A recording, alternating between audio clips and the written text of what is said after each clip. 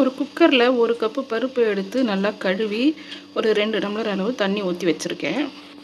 இது கூட பார்த்திங்கன்னா ஒரு 5 பச்சை மிளகாய் கீறி வச்சுருக்கேன். ஒரு 3 தக்காளி பழம் கட் பண்ணி வச்சுருக்கேன். இதை அந்த பருப்பு கூடவே சேர்த்துப்போம்.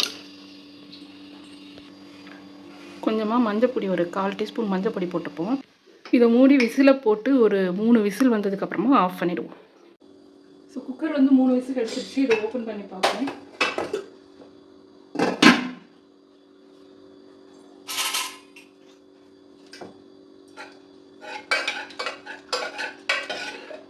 ஓகே, பருப்பு நல்லாவே வெந்துட்டுருக்கு. இப்போ இந்த பருப்பில் வந்துட்டு கீரையை, ஒரு கட்டு கீரை வந்து கிள்ளி நல்லா கழுவி வச்சுருக்கேன். அதை அப்படியே இதில் சேர்த்துப்போம்.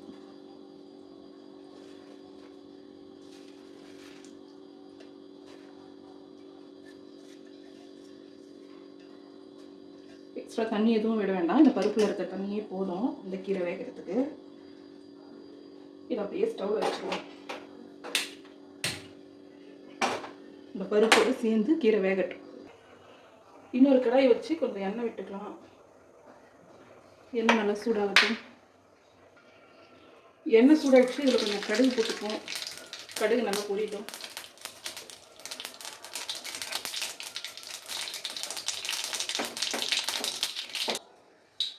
கடுகு நல்லா பொரிஞ்சிடுச்சு. இதில் கொஞ்சம் சீரகம் வெடிச்சிடுச்சு. இதில் கொஞ்சம் கடலைப்பருப்பு,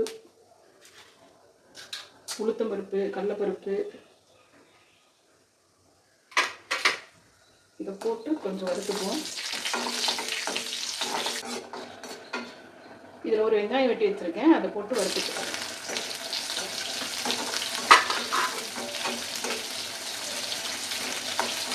வெங்காயம் நல்லாவே வதங்கிடுச்சு. இதை வந்து இப்போ தனியாக இந்த மாதிரி ஒரு கிண்ணத்தில் எடுத்து வச்சுப்போம்.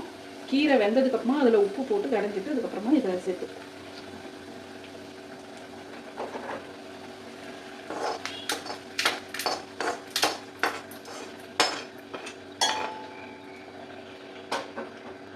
மறுபடியும் இதே கடாயில் கொஞ்சம் எண்ணெய் விட்டுப்போம். எண்ணெய் காயட்டும். கடுகு போட்டு பொரிய விடலாம். கடுகு நல்லா பொரிஞ்சிருச்சு. இப்போ இதில் கொஞ்சம் சீரகம், கொஞ்சம் உளுத்தம்பருப்பு, கொஞ்சம் கடலைப்பருப்பு,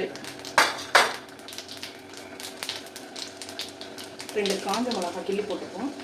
காரம் இது நல்லா வரும்.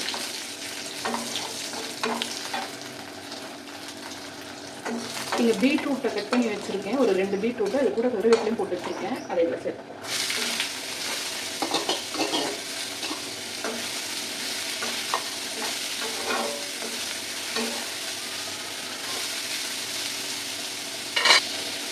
கால் டீஸ்பூன் மிளகாப்பொடி,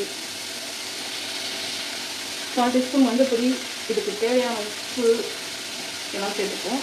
சேர்த்துட்டு ஒரு கலர் கலரி விட்டு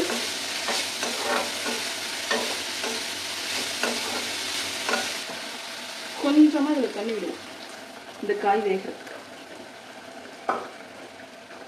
இது இப்படியே வேகட்டும். வெந்த பிறகு இதில் கொஞ்சமாக தேங்காய் துருவி போட்டு ஒரு 2 நிமிஷம் விட்டு இறக்கி விட்டோம்னா பீட்ரூட் பொரியல் ரெடி ஆகிடும். கீரையும் பாதி அளவுக்கு வெந்துருச்சு. இப்போ இந்த கீரைக்கு தேவையான உப்பு போட்டுக்கணும். இன்னும் ஒரு 2 நிமிஷம் இருந்துச்சுன்னா அதையும் எடுத்து கடைஞ்சிட்டு இப்போ வெங்காயம் தாளிச்சோம்ல அதை அதில் சேர்த்து நல்லா ஒரு கலக்கி விட்டோம்னா முடிஞ்சிடுச்சு. ஸோ கீரை நல்லா வெந்துடுச்சு. பார்த்தீங்கன்னா தெரியும். உப்பும் போட்டாச்சு. இப்போ இது மாதிரி ஒரு மத்து இருந்துச்சுன்னா வச்சு நல்லா இப்படி கடைஞ்சி விட்டோம்னா இலையாக இல்லாமல் நல்லா மசிஞ்சு வரும். கலந்து சாப்பிட்றதுக்கும் நல்லாயிருக்கும். ஒரு சிலருக்கு வந்துட்டு அப்படியே இலையாக சாப்பிட பிடிக்கும். ஒரு சிலருக்கு அந்த மாதிரி இல்லாமல் இது மாதிரி கடைஞ்சி சாப்பிட பிடிக்கும். ஒரு சிலர் வந்து இன்னும் ஈஸியாக ஆற வச்சு மிக்சிலையும் போட்டு எடுத்துடுறாங்க. அது ரொம்ப மழை சின்ன சின்ன குழந்தைங்களுக்குலாம் கொடுக்கறதுக்கு அந்த மாதிரி பண்ணால் நல்லாயிருக்கும்.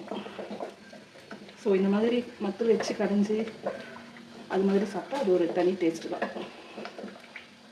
ஸோ இது நல்லா கடைஞ்சி எடுத்தாச்சு. இப்போ இதை தாளித்து வச்சுருக்கோம்ல அது அப்படியே சேர்த்து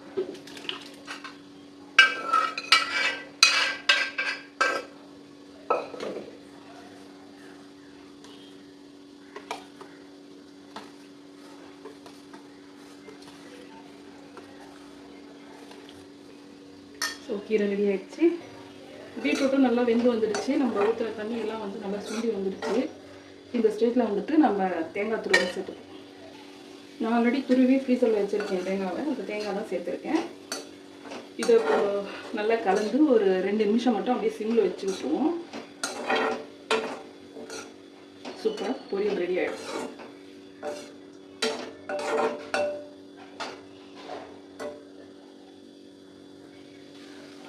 சாதமும் வெந்துடுச்சு, வடிச்சிருவோம் நம்ம.